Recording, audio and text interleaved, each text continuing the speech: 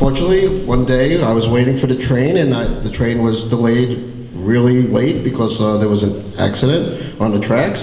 And I ran into Meryl and Stewart, and we sat together on the train, and we talked about the Living Memories Project. And Meryl said to me that it would be really nice thing to do at the Seder table is to plant a tree in someone's honor, and frame it and leave it at the Seder table and instill memories and discussions about the people that are no longer with us. And I thought it was a great idea. We had this date booked, and J&F quickly, Meryl worked with Howard Ingram, who is the regional director, and put this program together pretty quickly. And they also got the honor of meeting the mayor of Beersheba that day, because I was hosting him at my office in the city. So it's a small world, and life works in mysterious ways. Now, without further ado, I'd like to introduce Stewart, who most of you know, Stewart Ain, who is a co-author of the book with his wife, and he's going to speak about the program today.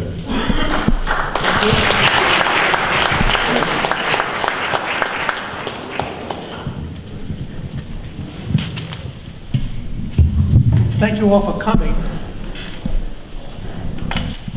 The Living Memories Project, Legacies That Last, is a book that we worked on for a number of years. And the book really takes a look at how people overcome and channel their grief from the loss of a loved one into something very positive projects, positive, they'll set up a scholarship or foundations. And everybody does something different in the book. More than 30 people were interviewed. We interviewed people from right here on Long Island to the other side of the United States and 6,000 miles away in Israel. And the book really looks at these people and what they did. Some of the people are friends who they lost. For instance, Jack Klugman is in the book, and we interviewed him about someone he lost who was his television partner. You know who I'm talking about? Tony Randall, right, exactly. So he talks about Tony Randall. We interviewed Linda Bird Robb. You know who she is? You know who her mother is? Lady Bird, right. So she talks about Lady Bird Johnson, and we also interviewed somebody, I don't know if you know the name, Robert Mirapol. Know who that is? Robert Mirapol? Right, exactly. He's the son, one of the two sons of Ethel and Julius Rosenberg, who were executed as spies for the United States. And he set up a foundation using the Rosenberg name because he said he didn't want to have the Rosenbergs only remembered as spies for the United States. The book, as I say, and then of course, so we have those who have lost friends, lost siblings. One of the people we talked to regarding loss of siblings is Nick Clooney. Nick Clooney talks about his two sisters, Betty and Rosemary Clooney, right? And talks about what he did with them. And then he also talked about moving it forward to the next generation. We can get into that later. And what everybody though talked about something, taking the memories and making it into something very positive. And that's what we want to talk about now, as Passover is coming, and this is really the time when we do use our memory. We all envision ourselves as being at Mount Sinai, and we retell at the Seder table the story of the Exodus. And that's really what we're all about today, memories. And on the panel today, with me, right next to me, is Dr. Mark Stanberg. He's a licensed psychologist. He holds a diploma in rehabilitation psychology, and he's a fellow of the National Academy of Psychotherapy. And he is on the medical staff at St. Charles Hospital. And right next to him is Rabbi Howard Buechler of the Dix Hills Jewish Center. And to my left is my wife and a co-author with her brother. This is Dr. Meryl Ain, and her brother is Arthur Fishman. And let me first ask Meryl. Meryl, would you tell us a little bit about the book and how you see the book? Sure, thank you. And my brother,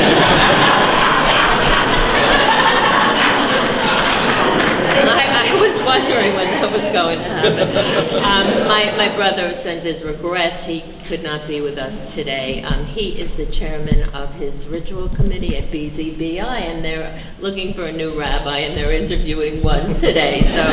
So he sends his regrets. First of all, I want to thank all of you so much for coming. We're very gratified by this turnout. Thank you so much. The book was a response to our own losses. My mother died in November 2006 after a very brief illness. Although she was 85 and had lived a long life, it's never long enough, and she had been in perfect health until she got sick. This happened a year and a half after my father died. So even though I was in my 50s, I was an orphan now, and I was just bereft. My mother was my best friend, and I could sometimes speak to my mother half a dozen times a day, and I really struggled with how am I going to go on living without my mother. So I looked for books and resources on grief, and I really couldn't find anything that spoke to me and my needs. My mother was a very cheerful, optimistic person, and I wanted something that could help take me to the next level. In speaking to my friends, I discovered that I was really not going to have closure. Everyone says, oh, move on, you'll get over it. There is no closure with those we love dearly. They may not be physically present, but they are in our hearts and minds forever. So the question became for me, how do I integrate my mother's values, passions, memory into my day-to-day life, even though she is no longer physically present? And I enlisted my brother, who shared my losses, and also my husband. We all have different strengths, and I really didn't think I could execute the project myself. Let me just talk about the title, the Living Memories Project. As I said, my mother was a very cheerful person, and whenever I would say, I'm sad, I'm bored, I'm depressed, she would say, get yourself a project. And the project could be anything from cleaning out a closet to writing a book. So we decided to write a book, and as Stewart said, we interviewed 32 people about how they harnessed their grief, how they transformed their grief into positive action and living memories. Stewart mentioned a few of them. There are a couple of others. I would like to mention at this time Passover. We have Flory Wachtenheim, who happens to be Marsha Cohn's sister, and she talks about how for every holiday she makes her mother's recipes. And she gave us a picture of her mother's food grinder, which she uses to make gefilte fish, and she said, my mother is in my heart and mind whenever I compose a holiday menu. So that's how she keeps her mother alive. Two others I'd like to mention, because there are all kinds of losses, and all losses are not equal. We had the Aldermans, Liz and Steve Alderman, whose son was killed on 9/11 in the World Trade Center. He was 25 years old, and they were obviously devastated, as everyone else was, who lost children or relatives on 9/11. But they did something very interesting. They created a foundation in his name, the Peter C. Alderman Foundation, and their mission became to help other victims of torture terrorism. And it's a huge foundation now, and they go all over the third world, and they set up mental health clinics.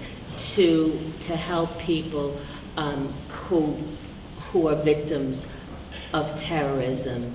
And Liz said to us, you know, I'm not going to ever say that anything good came out of Peter's death because we lost our son. But this is a way of carrying on his memory and his values in such a meaningful way. And she said the whole trajectory of their life has changed.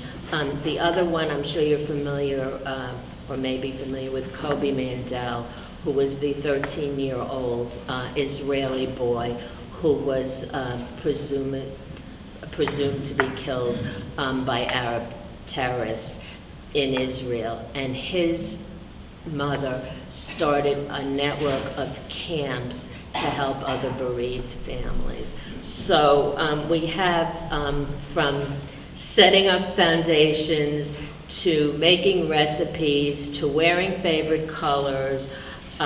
We found that there are many ways to move beyond your grief, to transform grief. And I just want to say that the book was incredibly cathartic and therapeutic for me to research and write, and it is our hope that it will help others and help them to heal as well.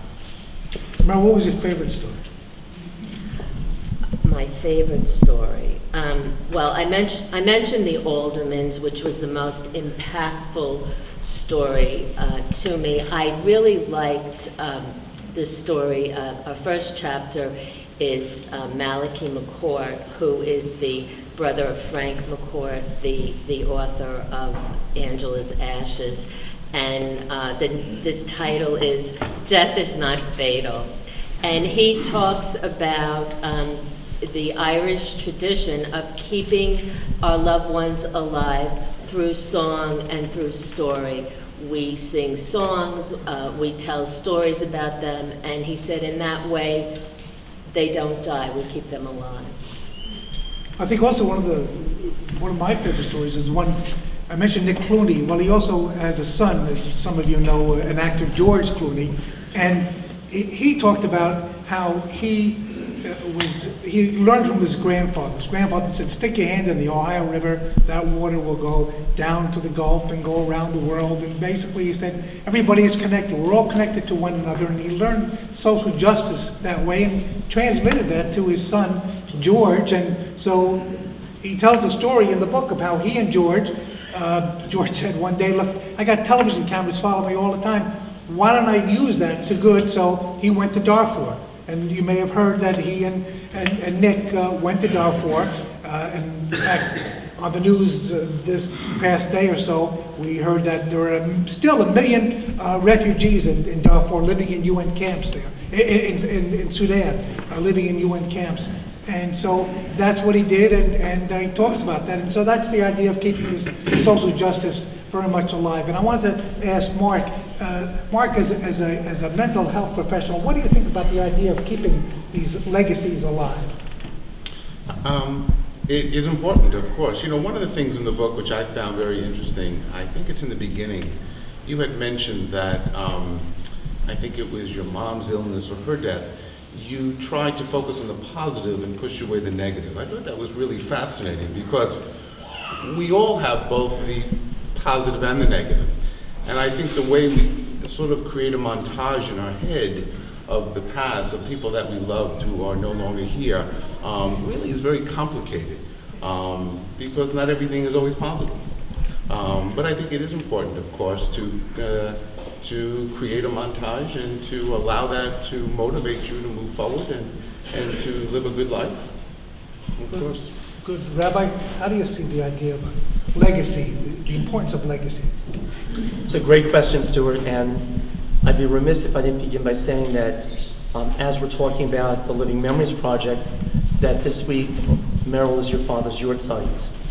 And therefore, it's a powerful and profound way of continuing the memory of your father and your mother, who were the spiritual catalyst for this amazing project to find healing and strength. And legacies are powerful. Rabbi Neil Gilman, who is a great theologian of our time, talks about the death of death, and your son, Rabbi Daniel Ain, helped him with one of his books, and the concept, the death of death, sounds so obtuse.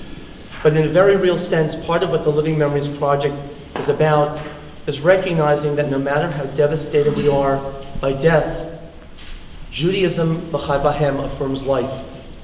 And that we have to grapple and struggle each and every day when we lose a loved one, but we're not alone. We have the context of community, we have memories, but even more than that, we have powerful imperatives that we can create individually and collectively to make sure that what they cherished, what they valued, what they treasured becomes part of their lives. You mentioned about Kobe Mandel, and in the beautiful chapter about the trauma of his loss, his parents speak about harnessing the grieving.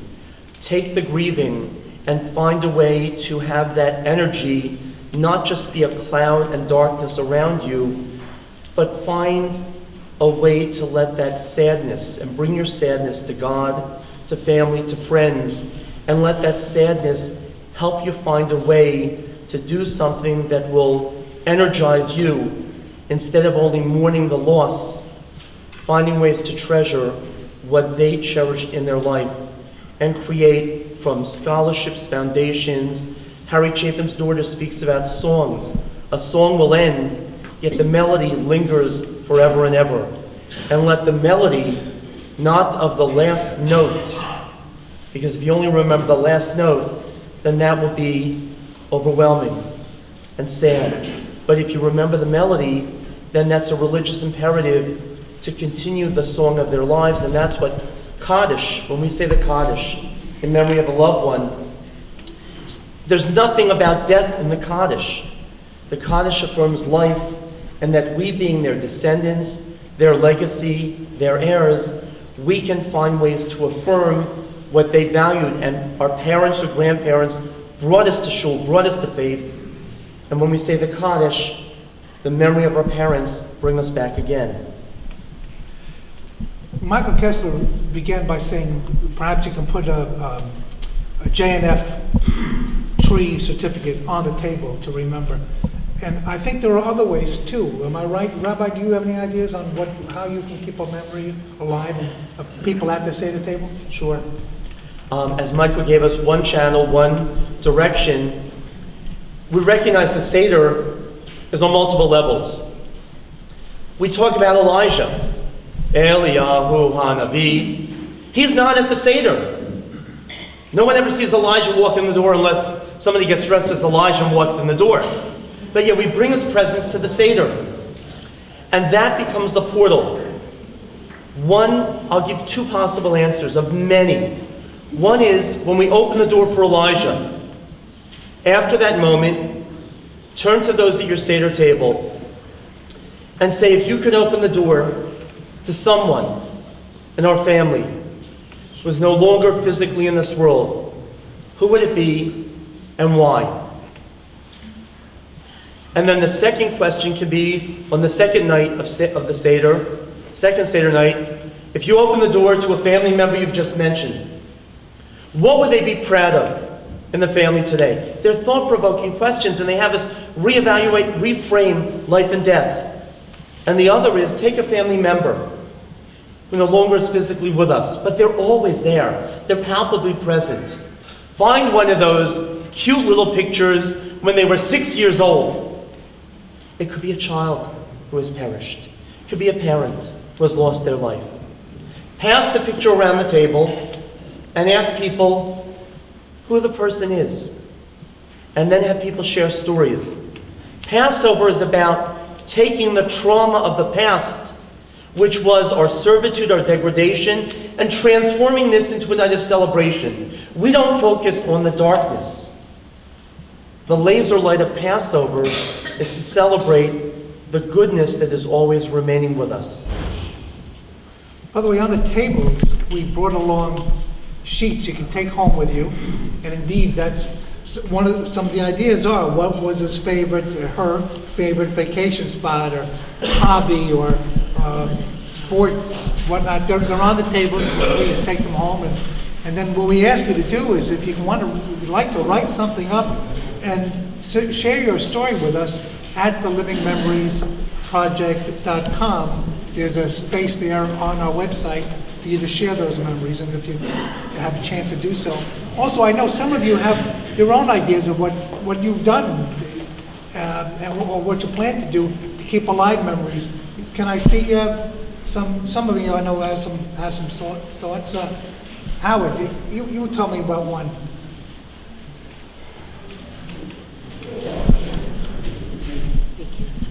Okay, well, I think Howard was saying that one of the ideas is to put a chair at the table and say, this was, he or she used to sit at that particular spot. Yes, and Meryl recalls that. Yes, I actually wrote an article, which will be in this week's Jewish Week, called Don't give it away. Okay. Called The Empty Seat at the Seder table. And I remember as a child, my mother took me to see Marjorie Morningstar, and her uncle died. And the following spring, they had an empty seat at the Seder table. And that made me hysterical. So when my father died a few days before, a week before Passover, I said to my mother, do you want to have an empty seat? And she said, oh no. But what we do, it was always our family tradition. We had these huge seders.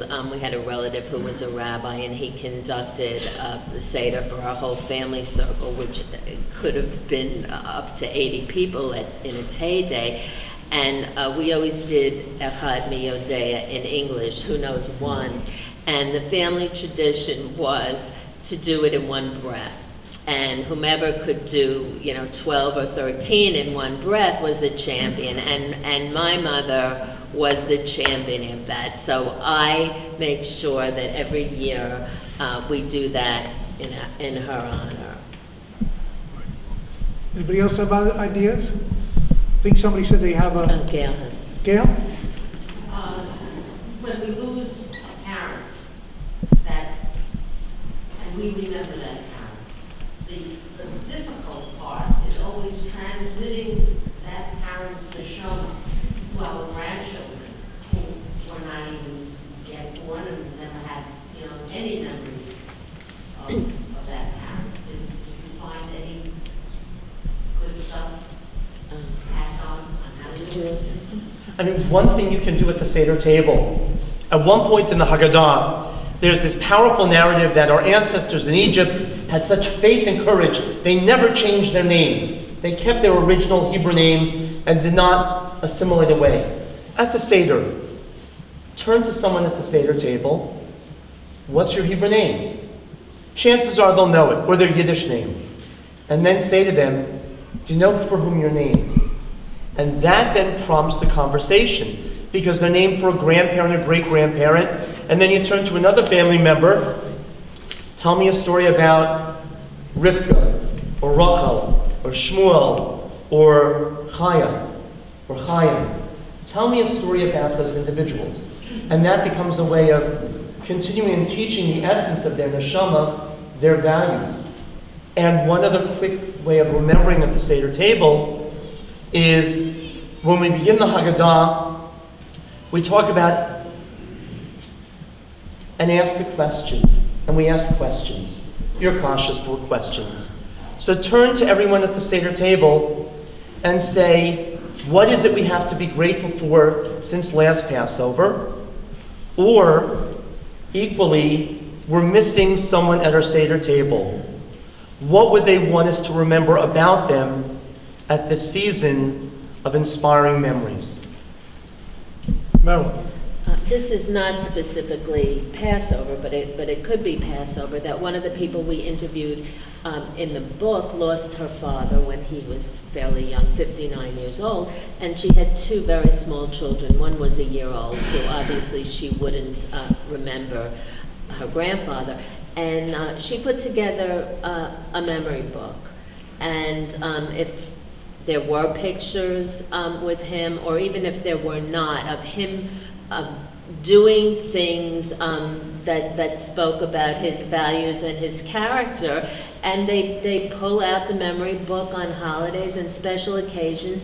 And she said the amazing thing is that, especially the youngest girl, there is no way that she can remember her grandfather, but she thinks that she does, because she's seen the pictures so many times. I'll give you an example of somebody also in the book who never knew the grandfather, but heard so much about him from her mother, and that's the granddaughter of Babe Ruth. Mm-hmm. And in the book, she shared with us pictures I don't think have ever been published of Babe Ruth cavorting with his daughter, the mother of the woman who's in the book. And she went out and had a video made of her grandfather and the humanitarian side of Babe Ruth that she told me, I think the authors who did Babe Ruth books knew about that, but nobody chose to put it in. So she made a documentary talking about Babe Ruth's humanitarian side. And how, in one example, she said in 1942, in December 1942, he had signed a newspaper ad that appeared in 10 newspapers in the United States, including the New York Times, full-page ad. It was signed by German Americans. He was the most famous German American, and it decried the Nazi treatment of the Jews. And as a result of that, it really put a spotlight on a situation that few were talking about.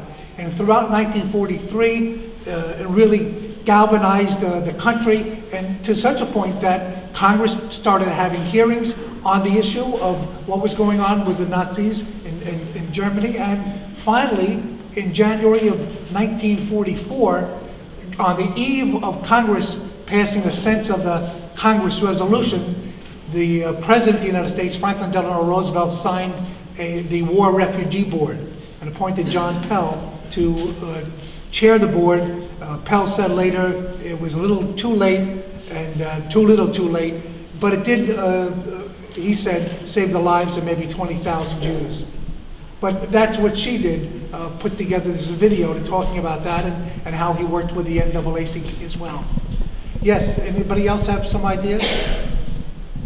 I think somebody, Mark? We try to say that you always remember people who are no longer there. And as the person who facilitates the Seder at my home, I'm always prepared for an upswell of emotion. Which is okay, and it always turns out okay. But that's something obviously that may come about if you bring up people, particularly who recently have passed. But it's a very powerful thing to remind everyone at the table that we exist in a context, and that there were people many years ago who were doing the same thing, and they were telling the same tales, and it's a very powerful moment, I find. Right. You think it should be part of the Seder? I know there's not a real spot in the Seder for that. Am I right? Well, actually, what we're talking about is that the Seder is the script. And when you go to a Broadway show, as much as the actors follow the script, it's when they have those moments of departure from the script that makes the theater all the more dramatic, powerful, and inspiring. And don't use the Haggadah as only a text. A great teacher uses the text as a point of departure to bring in powerful conversation, which, by the way, as Mark so wonderfully pointed out, can engender a range and spectrum of emotions. And we have to be ready. But in the context of family and friends and the embrace of the Seder, what better place to show real emotions, from tears to joy to sadness, and evoke those emotions. And remember, part of the Seder, another place to add these types of narratives about how do we remember loved ones of each generation. Their parents who've lost children, parents who've lost their parents, siblings, etc., grandparents. The whole thrust of the Seder is, Avadim Hayinu. Our ancestors were the following. And our ancestors journeyed to liberty. And then you turn to someone at the Seder table remember Zadie or Bubby. And then you talk about them. What was their journey? Not only where did they come from, but what did their journey in life mean to them? Who were they? What were their values? What did they believe in? What made them so memorable to us? And when you share those memories and evoke those emotions, we bring them as real as Elijah at our Seders. Also, Rabbi, at the synagogue yesterday, you mentioned that it was the yahrzeit of Stewart, Major Stewart. Adam Wolford. Adam Wolford. He's in the book, too. His family talks about him in the book, and the fact that they did create a program for soldiers and to help soldiers today. In fact, I think even, is it today or next week? Was it last week? Last week they had an event in the city, and they gathered goods to help soldiers. So they carry on really the spirit and the projects of their loved ones. Yes. Also, I wanted to ask. We basically talked about people who had good relationships, but there's, you alluded to it earlier, Mark. Sometimes you don't always have the greatest relationship. And what do you do in those cases? Yeah, I think it's really, quite fascinating. When I think of my parents, my mom died in '99, my father died in '93. I remember being in graduate school, and I was in psychotherapy, which was the thing to do. And the therapist, he asked me, how are you like your father? And I said, I'm not in any way like my father, which was not true. I mean, that was absurd, right? And over the years, my memories have changed, and they've become more gentle, much more gentle. And I think as you share memories, I think you'll find that they tend to morph over time. And I am like my father in many ways. I think like when we left Egypt, I don't think we were singing, Ilu Hotzi Hotzianu as we were leaving Egypt. We were unhappy. We felt that he did not do enough, God. But then over time, we realized it was okay. He really did enough. And I think that's sort of very parallel to how we may think about our parents, that over time they really did enough. And they did allow us to walk, the walk. And I think it's important to recognize that. And you should address it, say. Sure. Talk about it. Absolutely. And share with your grandchildren right. as well. It's important for them to know that story. Absolutely. Good. Let me open it up to the floor here. Some of you have read the book. Some of you read the book. What is your? I think my takeaway, I was just thinking about that now. Somehow or other, when there's a loss, in our religion, you say Kaddish for a certain amount of time, we mourn for a certain amount of time. And I think people think that, after 11 months or whatever, it should be over and done, and there should be closure. The thing I got out of the book is that it really isn't closure. It's just taking that loss and channeling it in a positive way. And not to feel that you have to get over it. Find a positive way to remember that person. And I think it's comforting to do that. Am I right? Absolutely. I still cry when I make my mother's meatballs for the holidays.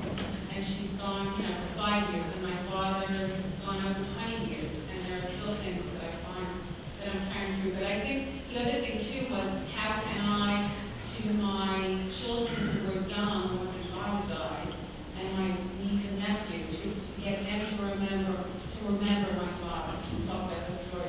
And we do that about, opening Elijah. I think I took that from the rabbi a couple of years ago. And the funny thing is, one year we had some, as usual, we had some non-Jews at our table. And one of the first people to answer when I said, who would you invite in if you could, was one of our non-Jewish guests. And she said, my grandmother. And I just wish that I could give her a hug one more time. So, we passed the tissues and we moved on. We talked about her memory. So there are lots of positive ways, and I don't think that there's any set time to mourning. We just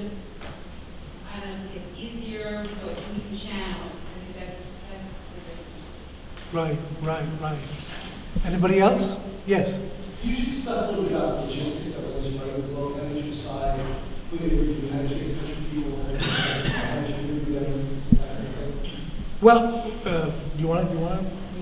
Well, I'll tell you. We basically said, okay, who's carrying on? Who do we know right off the top of our head? Who's carrying on a legacy created by a father? So, first thing by the father or the mother or whatever, or the child or whatever.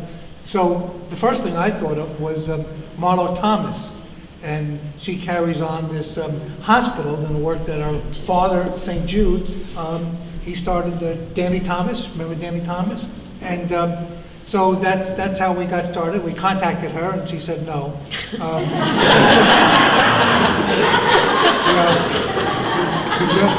So you pick yourself up, you dust yourself off, and you think of somebody else. So there's a lady who started a breast cancer, a walk for breast cancer in memory of her mother, of her sister.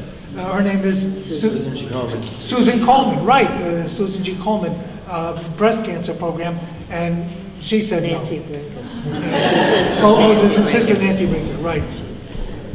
She said no. So, and then a congresswoman on Long Island, Carolyn McCarthy. We thought that here she was carrying on, created really a.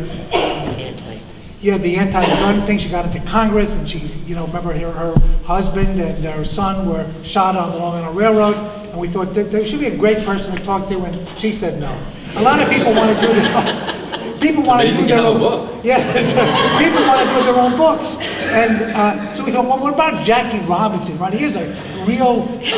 We want to talk to him. So I reached out to Sharon Robinson, and she said, maybe find a publisher, let me know. And then by the time we got a publisher, she was making the 42. the movie 42 that you may have seen on television. So she didn't get involved in it. But we did find other people.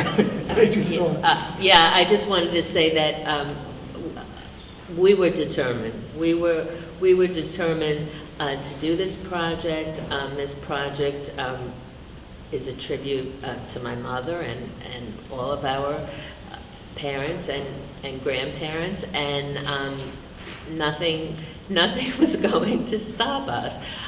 So we just kept going, and a lot of people said no. Probably more people said no than said yes, and we just forged ahead, and we were just so gratified by how gracious some people were, and we just kept going, and we did get enough people for a book. Yeah, and say some people were very gracious.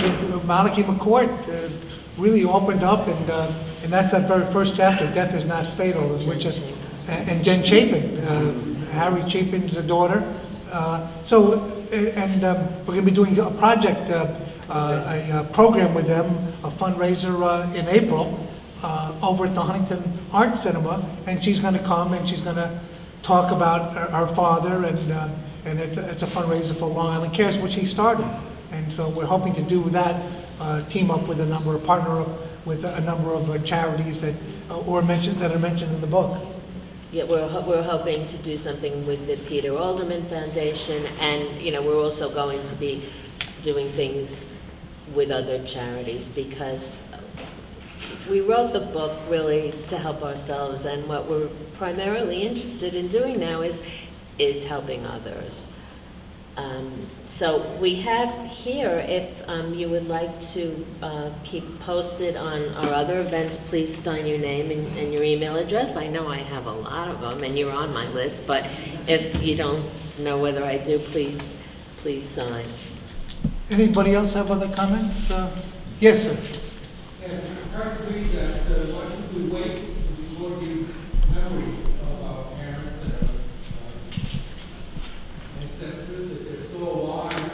I remember one of the funny things that I go to school with was many years ago, we had the grandparents Shabbat celebration, and in preparation for that, people were asked to present stories about our grandparents.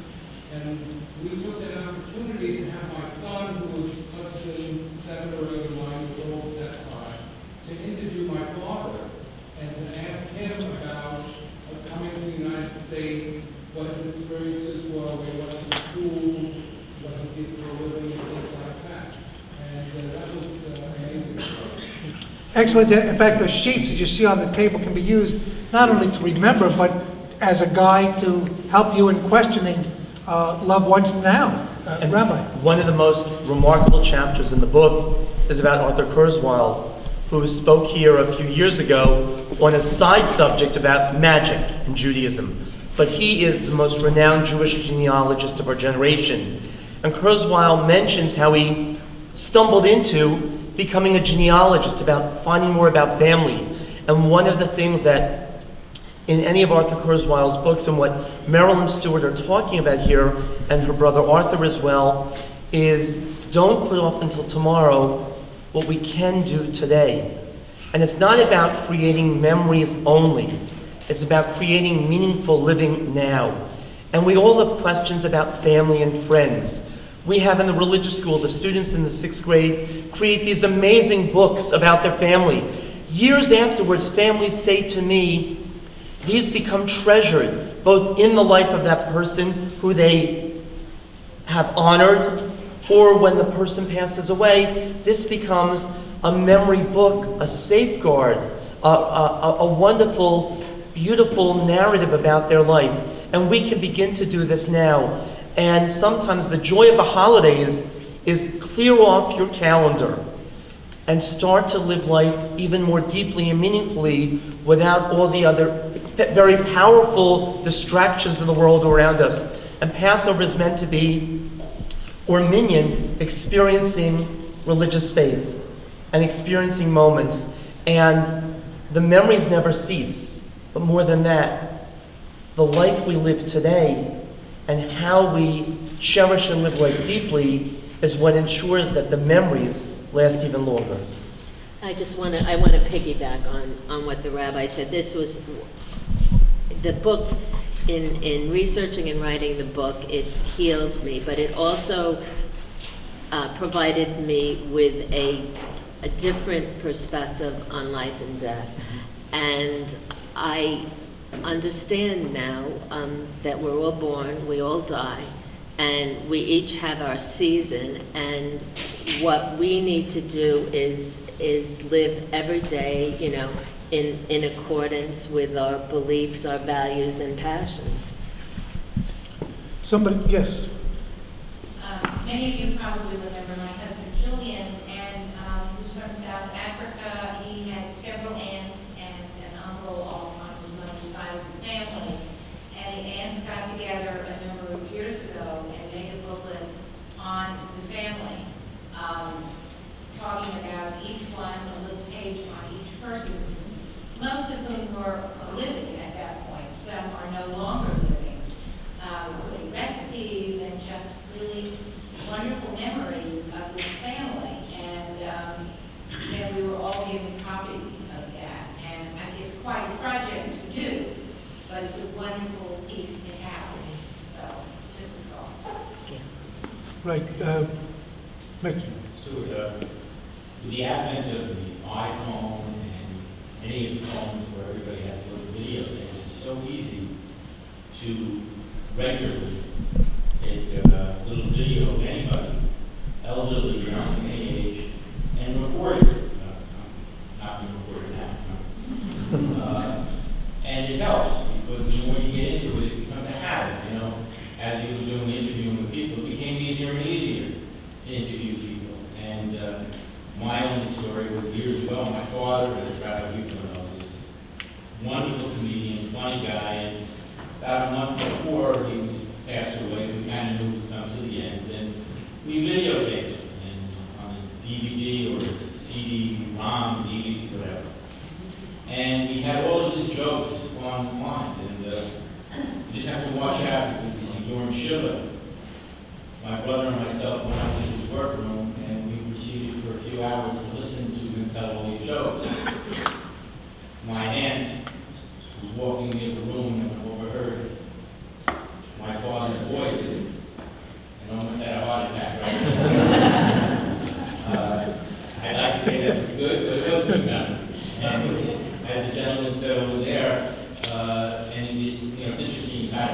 memories, you can have living memories while somebody's still alive. And I think we should start doing all of that now. With the advent of technology, I know you were doing things a month ago, 2 months ago, where you were trying to save all of your recordings. Still are. All of the tapes, thousands of interviews that will never be seen again because the technology wasn't there to save all of those. Now the technology is there, so we should record it and save that so we can have living memories. Yeah, don't wait for the resurrection. There's an ABC television show. They're saying they're all coming back. Not quite sure. Yes. Who else? Gail? Sorry. Yes, I want to thank Phil Jackless for giving Grandparent Shabbat love, because we did it here for 26 years until the chair kind of ran out of energy. But she's been revitalized this morning. So if anyone here in this room would like to forward some stories on to me, I will sometime in June put together another booklet of either stories my grandparents told me or stories about grandparents, and I will make sure it ends up in everybody's hands. Thank you. And also, going from Mitchell talking about his father Norman of blessed memory to Nachum ben Ephraim, we can use technology, and the passing of Norman touched us all deeply. But much more than that, how he lived his life was what we remember and recall. We don't dwell on the traumatic moment of death. It's about the journey is what we remember, and the email address celebratingnormanbasner@gmail.com is a way for all of us to share, so that the family, when at 2 in the morning, or any of us at 2 in the morning, wake up and we think and all we see is darkness. If you open up a website of your loved one or a book about your loved one, the memories are there, and then that dark moment is dispelled by bright lights of stories. Yes. My experience is, as many people know here, my father was a Holocaust survivor, and when we had the opportunity to go back to Poland with him in 2007, and had an opportunity to learn about his childhood and so forth, all of which was not something he never discussed earlier on in my whole childhood. So after we had all this footage and documentation we were fortunate to get from this experience, my sister and I put together a documentary about my father's life as a child through his whole journey through the Holocaust and later on through Israel. That it was like the first time in that process that I was learning more about his childhood, my great-grandparents, and great aunts and uncles, and all these pieces that were never there before. And from this experience, all of those pieces started to come together and kind of define who he was, who he's become, and so forth. So with that, I'll do a little pitch. On May 7th, we're going to be sharing that documentary with the congregation, and I hope many of you will like to come and experience that journey. Men's Club and Sisterhood are presenting it. It's another way to learn how to encapsulate families' memories, generations that are alive and those of the past. So. And a thought too, just, as you say, you learn about your father, but to know your father is also to know yourself better. And I think that's so important to recognize. Yes. I have a lot of stories about my father. He was a special character.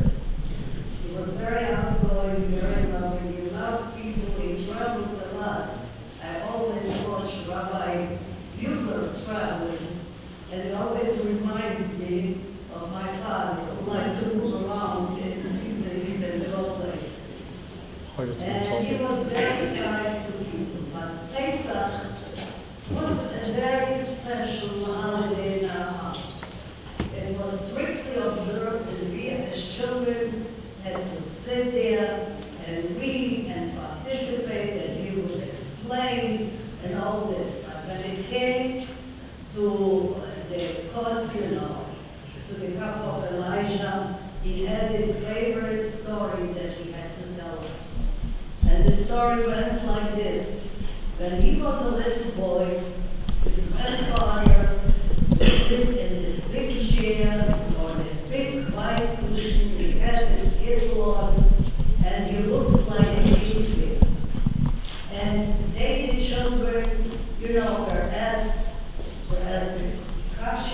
all this and party. And the children decided one day to play a trick on me.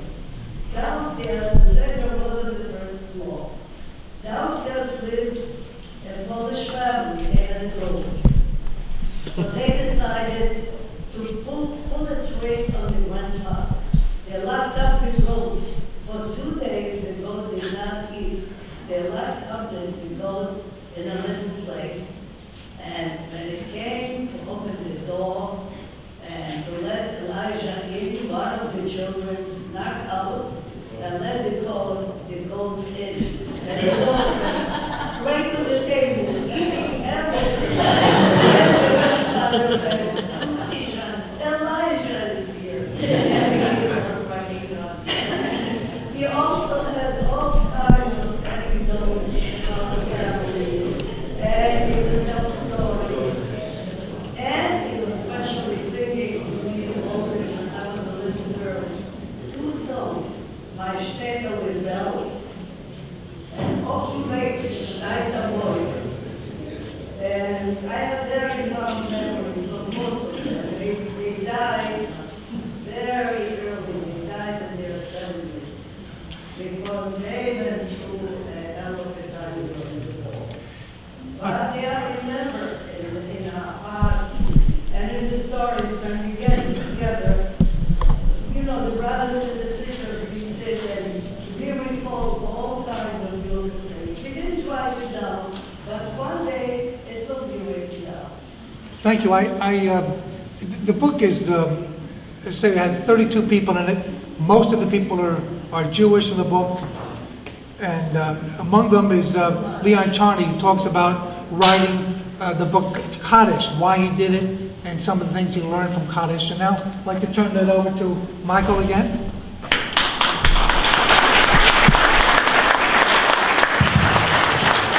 Wow, this was really great. Really felt your guys' passion.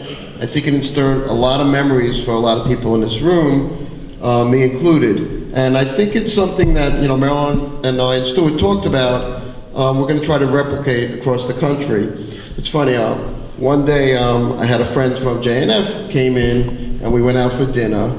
And I took her to dinner and she sees Stewart sitting there and she goes, "What is Howard doing here?" Well, she's from Cincinnati and I didn't even know Stewart had a twin brother who she's friends with. So it's just a real small world, and I think they're going to try to do it in Cincinnati as well.